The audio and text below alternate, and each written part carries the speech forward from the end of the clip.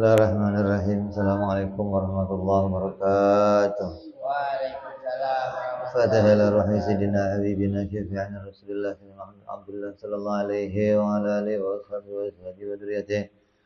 Allah ya'ni darajati fil jannah wa yafa'na bi asrarihim wa anwarihim wa alumihim wa fadhi barakatihim fi dini wa dunya wal akhirah wa ja'aluna min hisbihim yarzuquna mahabbatahum wa yatawaffana ala billatihim.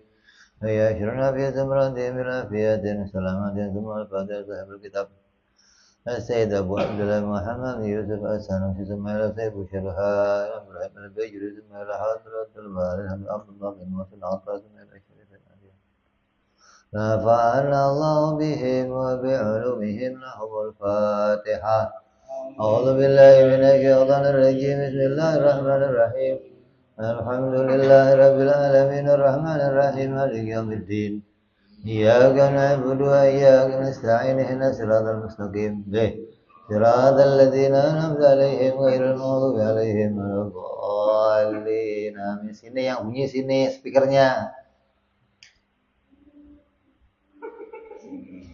Bismillahirrahmanirrahim. Bismillahirrahmanirrahim. Nawaitu ta'alluma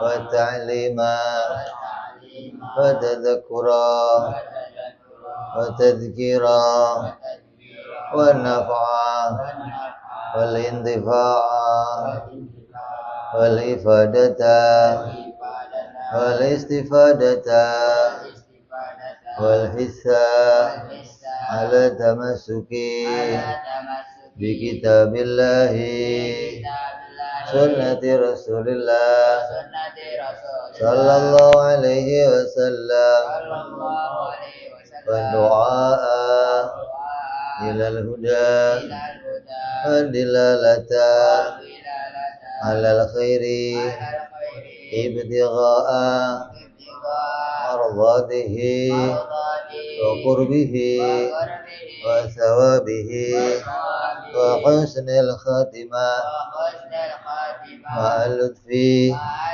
wal afiyah salahil akibah. Bismillahirrahmanirrahim. Alhamdulillahirabbil alamin. Wassalatu wassalamu ala asyrafil anbiya'i wal mursalin.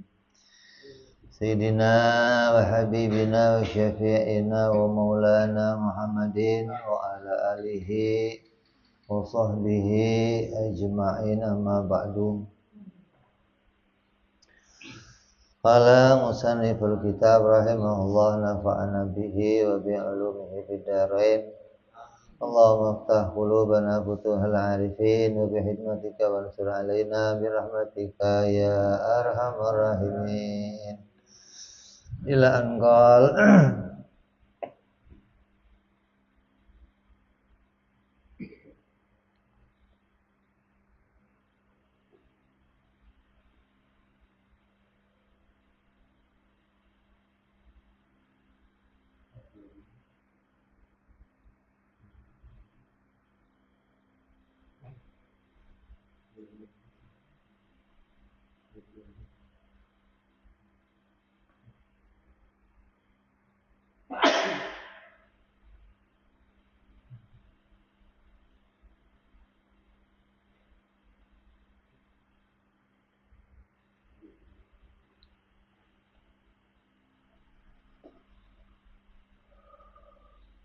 wa yastahilu fi haqqihim alaihimus salatu wassalam adnatu hadhihi sifat wa ya al-kidbu wal khiyana bi fi'li syai'in mimma nuhu anhu nahyan tahriman aw karahatin wa kitmanu syai' mimma umiru bitablighihi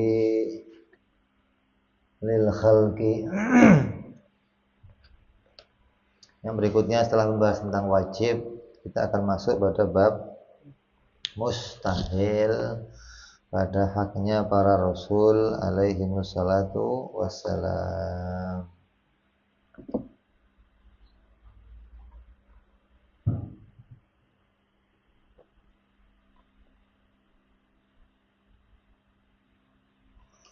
Wa yastahilu fi haqqihim ila akhirih al-muradu bistihala adamu imkani ittisafu walau bidalil syar'i.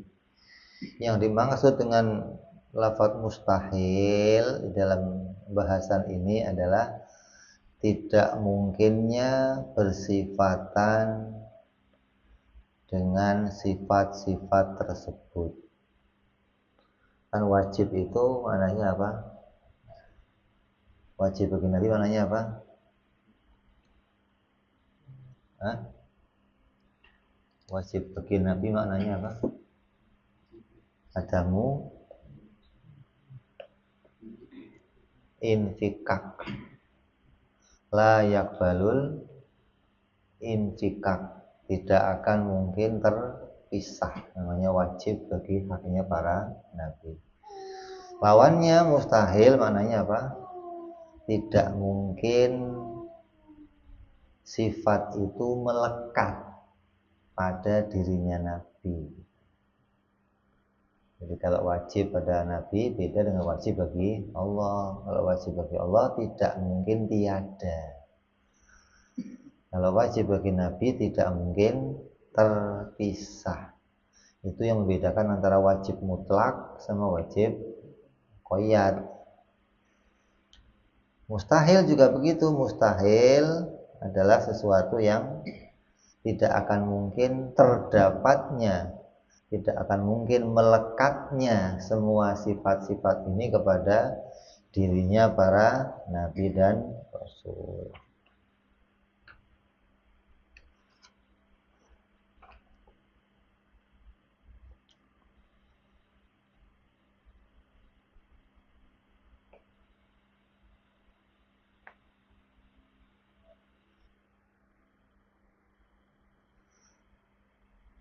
Walau bidalili syar'i, walaupun dalilnya dengan dalil syar'i gitu loh.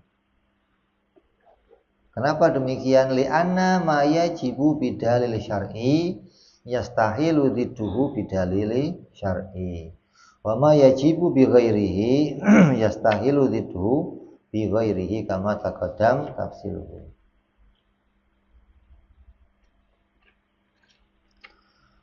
Karena sesuatu yang diwajibkan dengan dalil syar'i, maka mustahilnya juga mustahil dengan dalil syar'i. Artinya wajibnya atas beritanya syariat, maka yang menolaknya juga beritanya syariat. Jadi hukumnya itu sesuai gitu. Kalau wajibnya dengan hukum syar'i, yang mustahilnya syar'i. Kalau wajibnya akli, yang mustahilnya akli. Kalau wajibnya adi, yang mustahilnya adi. Gitu. Jangan di loncat-loncat. Wajibnya adi, mustahilnya akli. Namanya loncat hukum kalau begitu. Gitu. Makanya wajibnya Nabi persifatan sidik, tablik, amanah, fatona. Mustahilnya Nabi persifatan kidzib, khianat,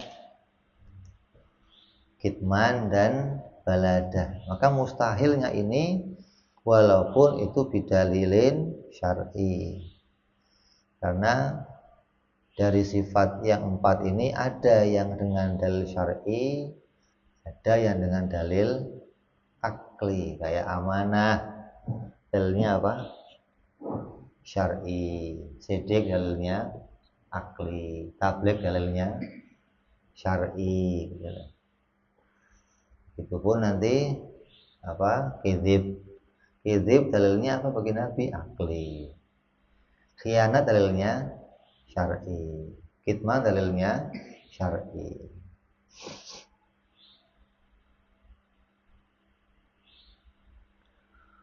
Maka itu mustahil semua sifat-sifat ini akan melekat pada dirinya para nabi. Wa qauluhu adadu hadhihi sifat al-muradu zid huna mutlaqul manafi. Yang dimaksud dengan lafaz zid lawan adalah mutlaknya sesuatu yang tiada. Sesuatu yang ditiadakan pada dirinya para nabi. Jadi lawan itu adalah apa? Kebalikan dari perkara yang ditetapkan. Kalau menetapkan sidik, maka berarti menolak adanya apa? Kizib. Jadi mutlaknya sesuatu yang ditolak. Amanah berarti menolak khianat.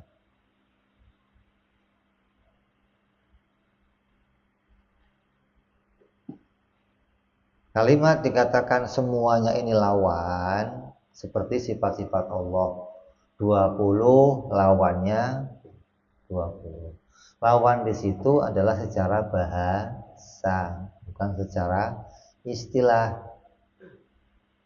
Li'annaha laisat kulluha addadan kama taqaddam nadhiruhu.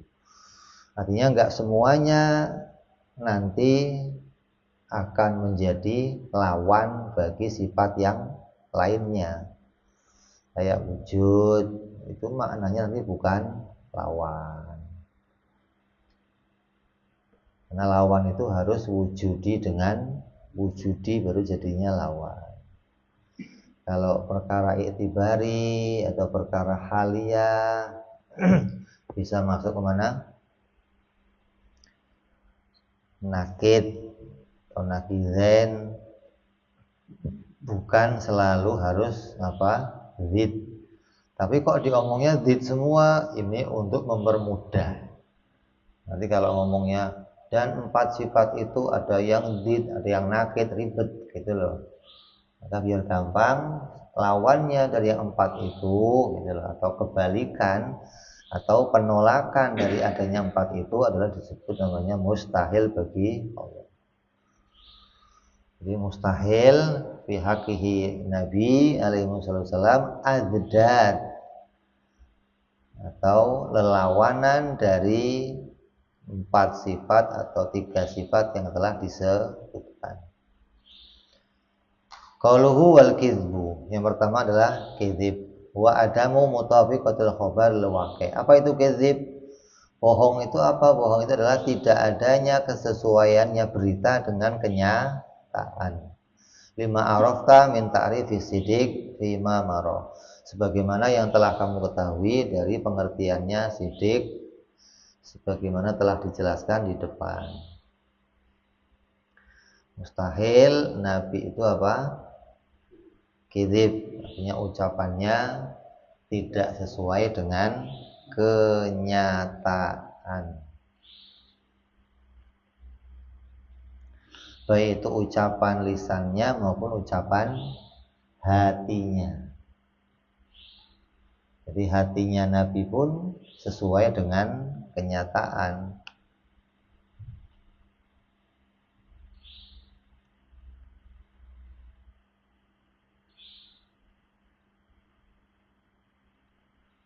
Terus wal khiyana bi fi'li syai'.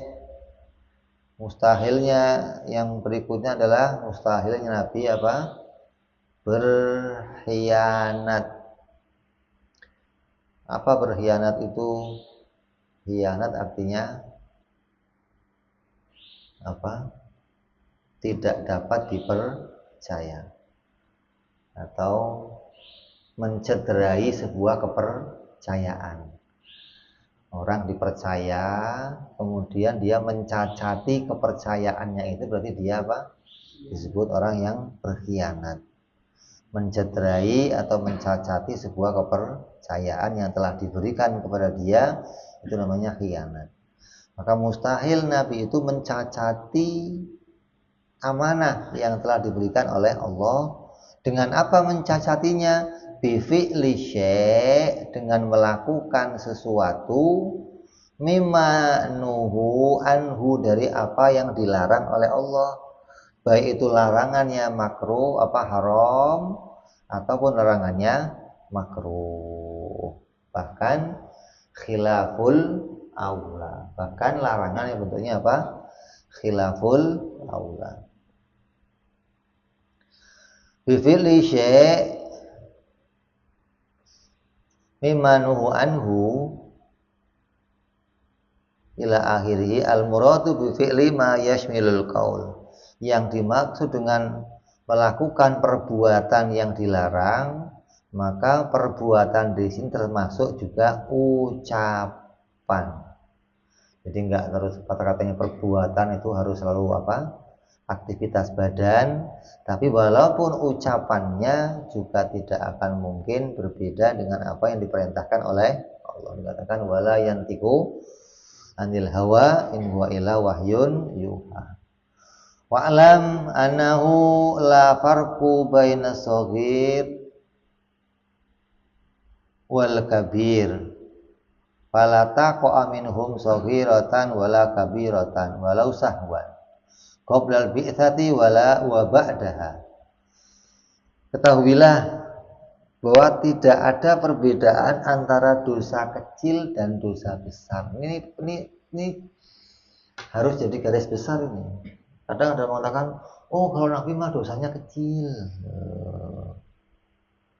nggak mungkin dosa yang besar.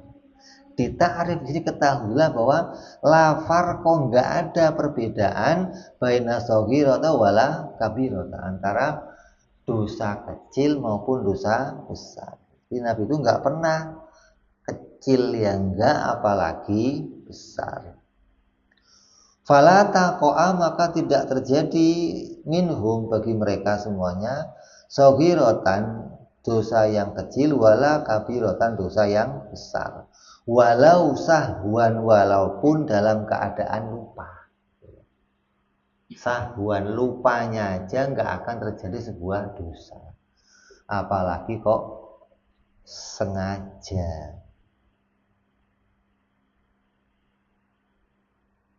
Qoblal bi'tsati wa ba'daha, sebelumnya diutus atau setelahnya diutus. Coba menunjukkan Nabi itu maksum, terjaga, tidak pernah melakukan sebuah kesalahan dari sebelumnya dia diutus sebagai Nabi ataupun setelahnya dia diutus sebagai Nabi. Berarti dari mulai kecil, dari mulai dia lahir, Allah telah menjaga dirinya dari kesalahan sampai dia diutus, sampai dengan kembalinya Nabi kepada Allah Subhanahu wa ta'ala.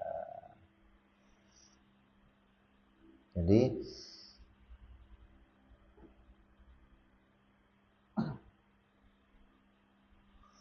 la yuqala ma kana sahwan au qoblal bi'tsati laisat bimaksiyah. Maka janganlah kamu katakan apa yang terjadi karena lupa atau terjadi sebelumnya Nabi diutus itu enggak disebut sebagai maksiat. Kan sering begitu. Kalau lupa, Nabi itu pernah ngerjain salah tapi karena lupa. Kan kalau lupa itu bukan sebuah kesalahan. Atau pernah terjadi maksiat tapi sebelum Nabi diutus. Kenapa? Karena sebelum diutus nggak ada aturan. Jadi apapun yang dikerjakan ya nggak ada kesalahan. Maka jangan kamu katakan demikian. Ini kata musonef.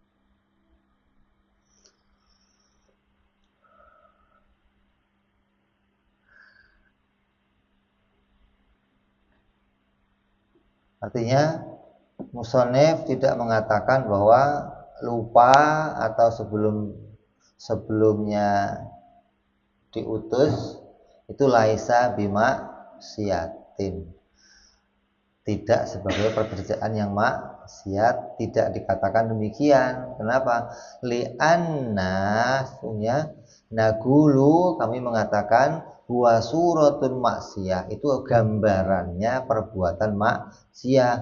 Wa ma warada mimma yuhamu wuqu'u dzalika minhum yajibu ta'wil. Maka apapun yang tergambar, apabila terjadi gambar-gambar atau bentuk-bentuk seperti Nabi itu ngelakuin maksiat, maka wajib ditakwil. Semua yang bentuknya kok kayak ada kemaksiatan pada Nabi, wajib kita mentakwilnya. Takwil ini khusus untuk para Nabi, tidak untuk selain Nabi. Selain Nabi, kita nggak boleh mentakwilnya kecuali orang-orang besar. Orang besar itu maknanya para aulia-aulia Allah yang jelas dia disaksikan, tidak ditemukan kesalahannya, tidak ditemukan kekeliruannya baik dalam tulisan-tulisan kitabnya ataupun dalam kesehariannya. Dia menjaga diri, dia orang yang rapi, orang yang betul-betul afifah. Artinya orang-orang yang menjaga kehormatannya. Kok kemudian ada ditemukan kesalahan, maka untuk menjaga kehormatannya kita perlu mentakwil. Tapi kalau Nabi wajib ditakwil. Kenapa? Karena ada sifat ismah, ada sifat terjaga pada diri para Nabi.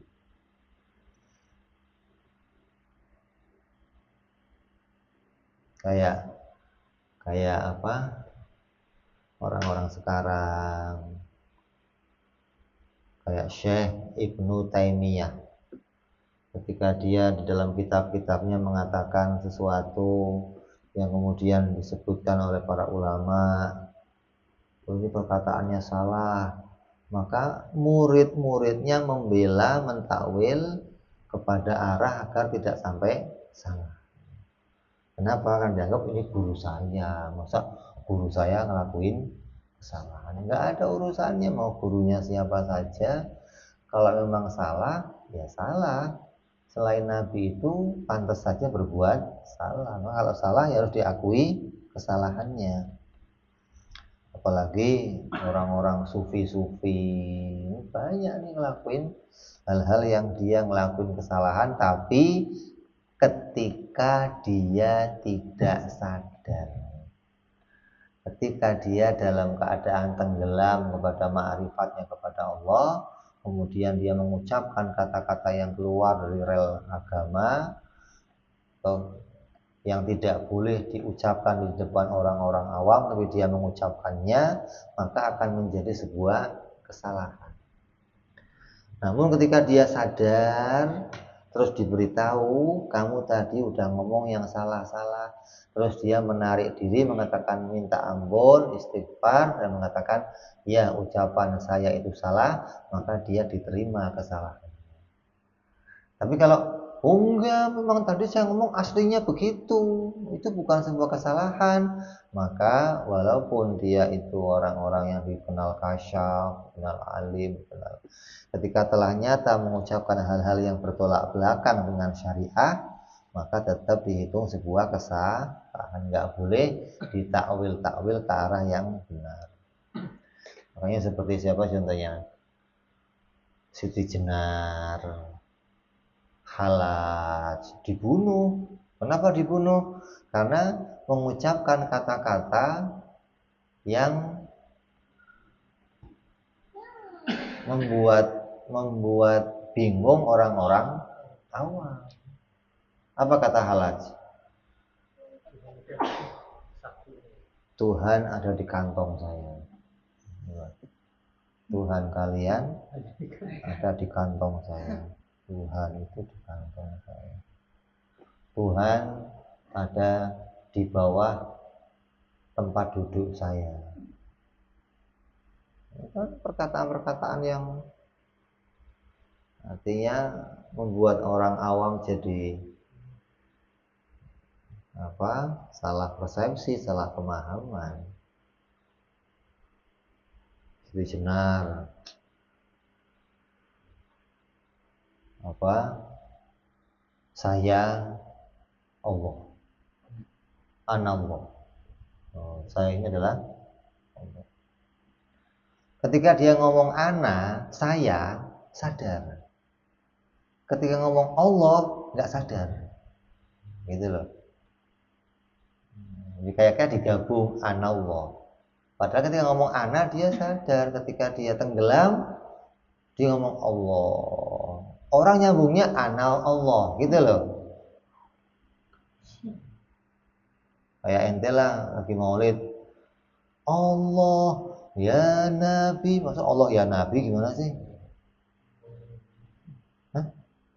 Emang Allah Nabi? Allah ya Nabi salam. Kok Allah ya Nabi gimana sih?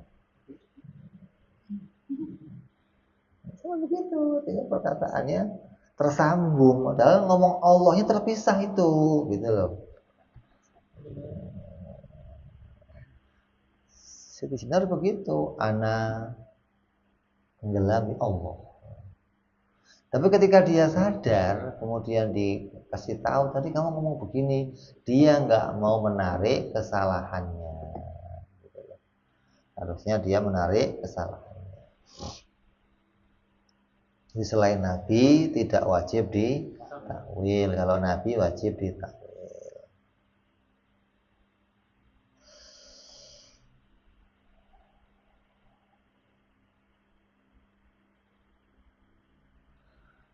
Au karahatin, atau perkara-perkara yang makruh. Al muradu biha ma yashmulu khilaful aula wala yarudu ala dzalika annahu sallallahu alaihi wasallam balun qa'iman wa tawaddu'a marratan wa tawaddu'a marratain. Yang dimaksud dengan karoha di sini termasuk perkara khilaful aula. Khilaful aula itu perkara yang menyalahi, mengurangi kehormatan. Bukan makruh, tapi hilangnya kehormatan. Gitu. Artinya perkara yang tidak mulia, gitu loh, tidak terhormat. Contohnya apa? Hah? Ngupil. Presiden lagi rapat tahu-tahu ngupil kan. Kelempar gitu lagi. Enggak makruh enggak, tapi hilang kehormatannya, gitu loh. Maka Nabi itu enggak pernah ngelakuin haram yang enggak, makruh yang enggak, khilaful aula juga enggak. Jadi selalu terjaga kehormatannya.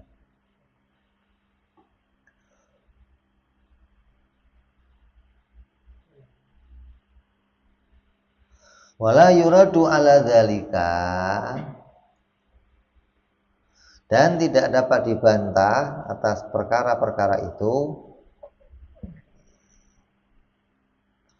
annahu sallallahu alaihi wasallam, bahwasanya Nabi sallallahu alaihi wasallam bala qaiman, Nabi itu kencing berdiri, wa tawaddu'a marratan, dan pernah Nabi itu berwudu sekali, atau tawaddu'a marratain, atau wudu dua kali. Ini kan dalam hukum kelihatannya hukumnya apa? Makruh. Kencing berdiri ya makruh, wudu sekali makruh, wudu dua kali makruh. Sunahnya 3 kali, sunahnya kencing jongkok. Tapi Nabi pernah ngelakuin itu, ya. Li'annahu litashri', itu semua dikerjakan Nabi litashri', guna menjelaskan hukum. Walibayani lijawazi, sebagai penjelasan itu boleh saja dilakukan oleh umat. Kalau ada umat kok ngelakuin wudu sekali-sekali, wudu 2 kali boleh, nggak sampai perkara haram. Kencing kok berdiri, nggak sampai perkara haram, gitu loh. Wadzalika wajibun fi haqqi sallallahu alaihi wasallam. Tapi kalau bagi Nabi itu semua ngelakuin itu hukumnya wajib gitu loh. Nabi itu wudhu sekali-sekali pada waktu itu hukumnya wajib. Kenapa? Karena nggak ada kesempatan untuk wudhu dengan cara yang sunnah. Memang airnya tersedianya segitu, hanya bisa untuk wudhu sekali. Kadang tersedia air untuk wudhu hanya 2 kali. Terus nggak ada kesempatan untuk kencing jongkok, hingga Nabi wajib melakukan semua itu sebagai bentuk penjelasan kepada umat. Tapi dikerjakannya hanya sekali itu. Kenapa? Menunjukkan Nabi nggak seneng. Makruh itu perkara yang tidak disenangi gitu loh. Kalau sunnah perkara yang disenangi. Nabi itu nggak pernah mengulang-ulang perbuatan yang makruh. Tapi ketika itu menjelaskan hukum, maka dia harus melakukan itu sebagai bentuk penjelasan agar ketika umat melakukan itu tahu kalau itu hukumnya tidak sampai kepada derajat haram.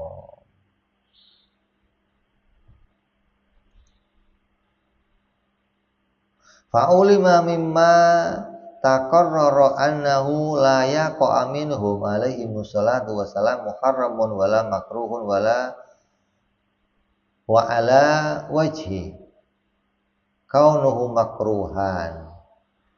Maka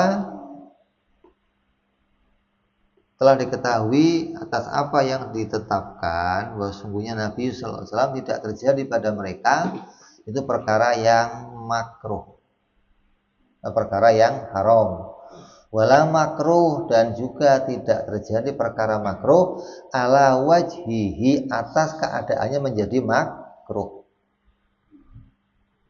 Wa kadzalika la yaqa minhum mubahan, dan bahkan enggak terjadi pada mereka mubah ala wajhihi kaunuhu mubahan. Yang mana mubah itu ketika dikerjakan Nabi tetap dalam keadaan apa? Mubah. Bal ala wajhihi kaunihi qurbatun au litashri' au litaqwa alal ibadat au nahwi dzalika. Akan tetapi ketika Nabi melakukan hal-hal yang bentuknya itu mubah, maka perkara itu akan jadinya berubah, tidak lagi derajatnya menjadi mubah. Kalau kita kan ngelakuin mubah tetap apa perkaranya? Mubah. Kalau Nabi ngelakuin mubah, maka tujuannya jadi kurba itu untuk mendekatkan diri kepada Allah, atau litashre', atau untuk menjelaskan hukum bahwa ini perkara mubah, aulit taqwa alal ibadah, atau untuk menampakkan ketakwaannya Nabi di dalam ibadah, wa nahwu dzalik, dan yang semacam-macamnya lagi.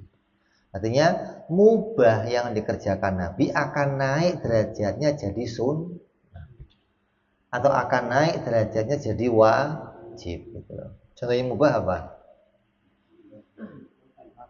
Makan, apa lagi?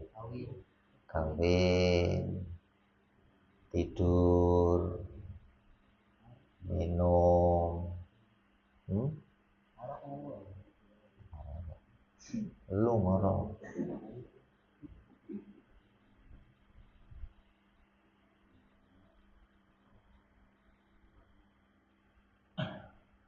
Bekerja,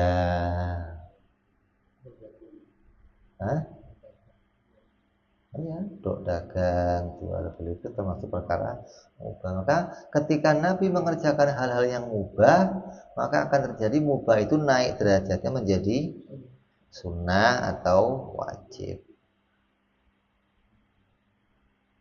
Fa'af'aluhum, maka apa yang dikerjakan Nabi dairatun bainal wajib wal mandub, hanya ada pada seputar wajib dan sunnah fakot, tidak lebih dari wajib dan sunnah.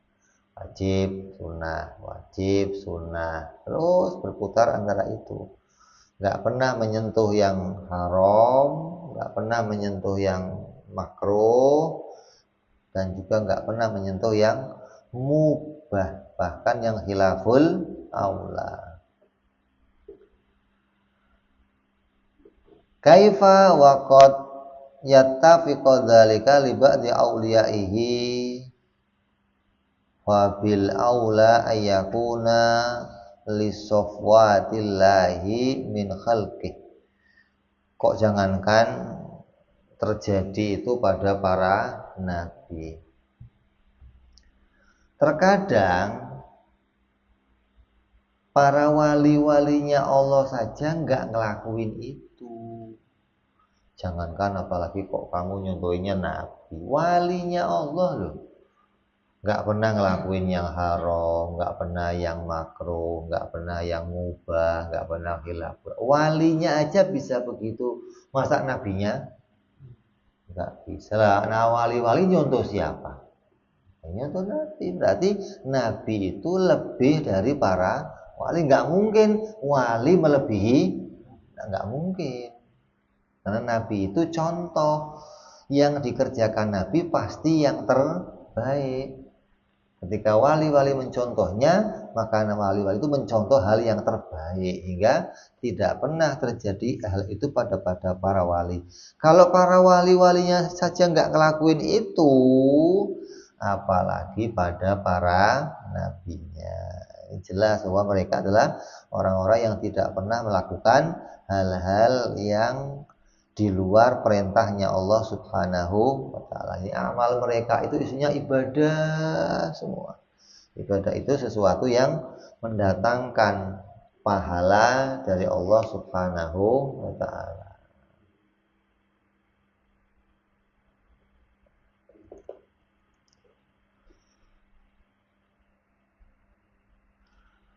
Terus wa kitmanu syai' mimma umiru bitablighihi, dan mustahilnya para nabi juga menyembunyikan sesuatu dari apa yang diperintahkan oleh Allah. Walau sahwan, walaupun itu dalam keadaan lupa. Artinya nggak mungkin nabi itu lupa menyampaikan hukum, nggak mungkin tuh. Gak akan pernah nabi lupa menyampaikan hukum. Mungkin saja nabi menyampaikan hukumnya lupa. Beda nih. Kalau lupa menyampaikan hukum berarti akan ada hukum yang tertinggal. Surat Al-Fatihah 7 ayat, kok nabi lupa nyampaikan cuma 6 ayat. Berarti ada yang tertinggal. Nggak mungkin tuh. Nggak mungkin nabi lupa menyampaikan hukum. Tapi kalau menyampaikan hukumnya lupa, bisa saja.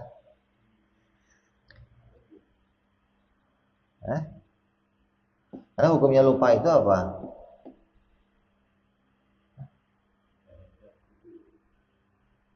Innalillahi wa inna ilaihi raji'un. Ya Allah.